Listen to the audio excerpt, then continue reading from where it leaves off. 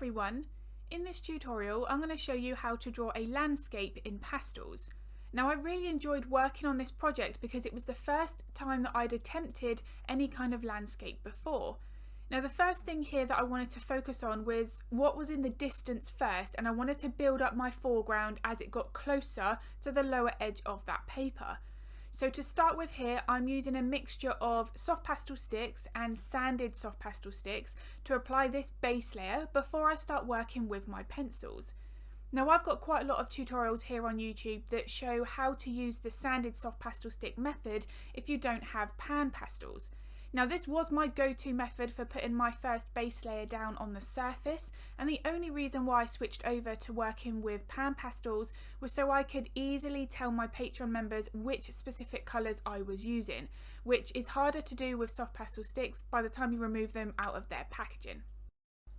Now regardless if I was to have used sanded soft pastel sticks or pan pastels for my base layer, the aim at this stage would be the same. I am just mapping in my lights and my darks, and now I start to build up the colour. I'm putting in the rays of sun on the right hand side because that's going to help to really influence the overall light source and feel of this landscape as we continue to build up the scenery.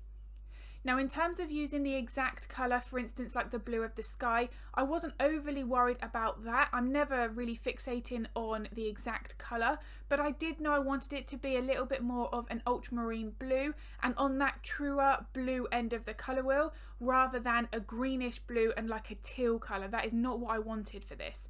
So in terms of colour selection, this here in this tutorial that's available on my Patreon channel really does focus on that aspect of it.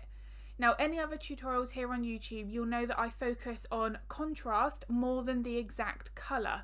And that was the case here. Contrast is still important. However, my colour selection process here was a little bit more deliberate. I wanted everything in the distance to have a cooler colour, and as I build up my foreground, you'll notice I'm going to be using a lot more of my warmer colours. So more vibrant greens and a lot of yellows in there as well. Now as I build up my shapes here, because that's all I'm focusing on, I'm building up the values. I am incorporating some purples and blues into this distant scenery. That's going to really help to make it look like it's further in the distance, but I need to keep my pencil technique correct. Now this here is something that the real-time version on Patreon focuses on thoroughly, because if I was to add a lot of detail on the mountains, the hills at the back here, this is not going to look realistic. If I was standing where this photograph is taken, I would not be able to see individual trees. I wouldn't be able to see grass on that back section of that landscape. So I want to keep my pencil strokes nice and broad. I'm just focusing on my main lights and darks. There shouldn't be any real detail here. Now another element when working on landscapes like this that's really important is the scale of everything that you're drawing. So here at the moment, this here in the distance, it should be on a smaller scale. So the hills, the valleys, the trees, everything here is significantly scaled down. As we come to the foreground, so what's closest to whoever would be taking this photograph, everything there is larger.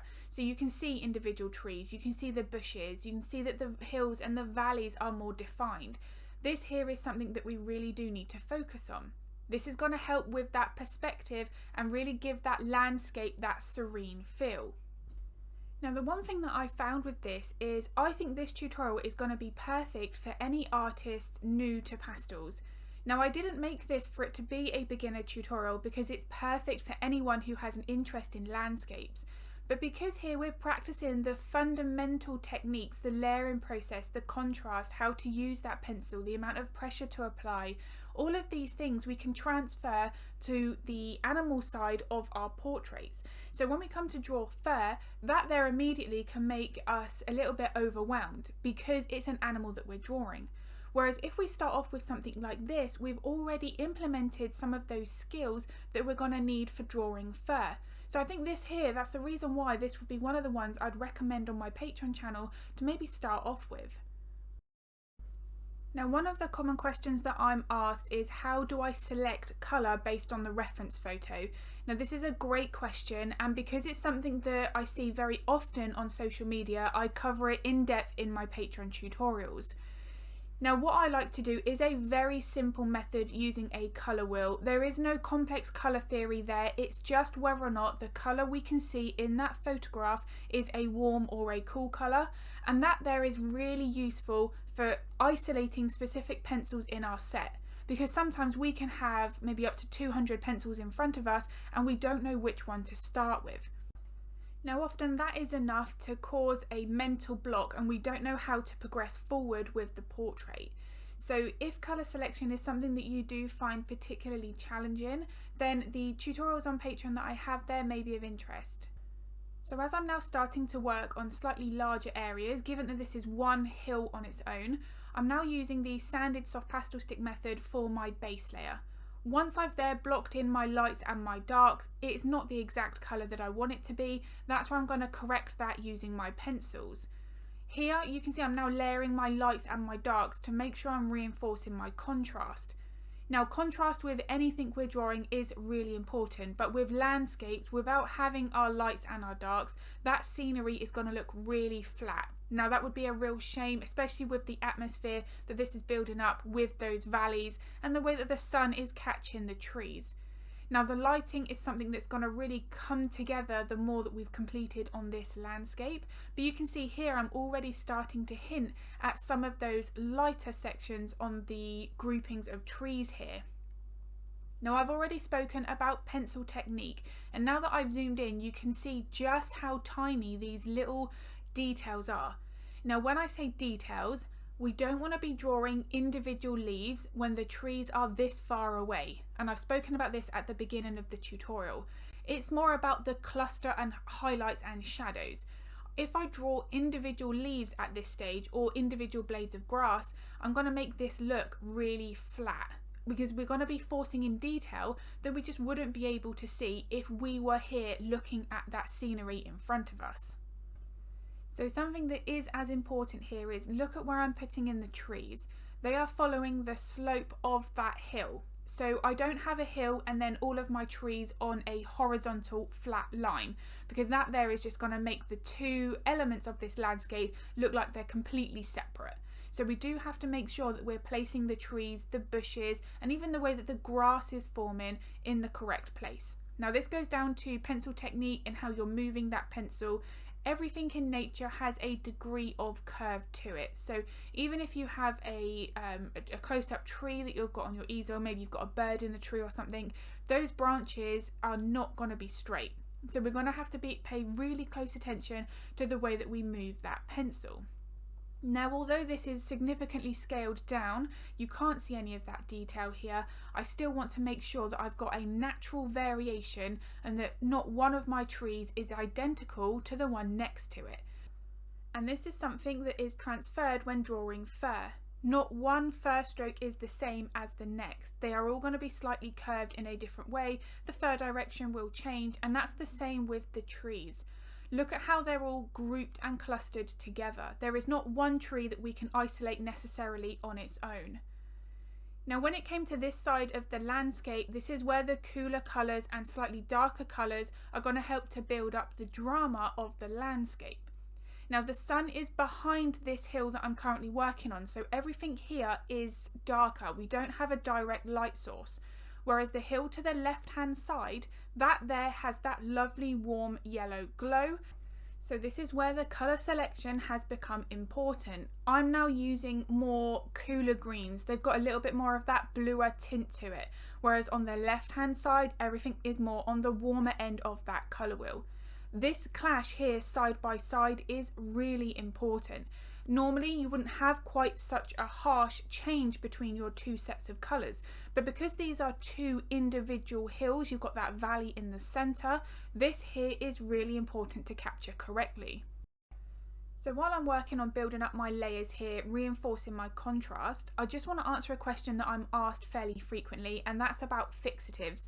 Now I personally don't like to use fixatives either throughout the working drawing process or at the end as a final fixative. The reason being, I have used it once and it did ruin the pastel portrait. The details just seemed to dissolve and it just really did. It was heartbreaking. So what I tend to do now is I will mount that project and then I will frame it behind glass, and as soon as that's framed, it's not going to have any issues whatsoever. Now, if you do want to work with a fixative, there are a couple of things that I would recommend to do. The first would be to work in numerous light layers. So rather than apply one heavy layer to think, oh, okay, I'll seal that down as quickly as I can, I would much rather have one lighter layer, wait for that to completely dry, and then apply another lighter layer. The reason being there, it's less likely to have those details dissolve because you're putting less moisture on that surface. Now that there is just something that I personally have experienced, and I would definitely be doing that if I was using a fixative in the future. The other thing would be is to transfer that fixative that you've chosen into a fine mist sprayer bottle. Now the use of a fine mist sprayer bottle are very different to the bottles that they come in. A fine mist sprayer bottle, as the name would suggest, does allow that fixative, that water, whatever it is in that bottle, to come out as more of a mist rather than heavier droplets. So when you do use fixatives, you can end up with what looks like dark spots or patches on your pastel portrait, and that's because the fixative has been applied in too much of a heavier droplet in that area. So the fine mist sprayer bottle is less likely to have that happen. The other thing as well is I would recommend to hold that fixative bottle, that spray bottle, away from that surface. So the further away you hold that, the more of an even coverage of that fixative you will get, and even more of a lighter layer. So they are the three main things that I would recommend if you do want to work with a fixative.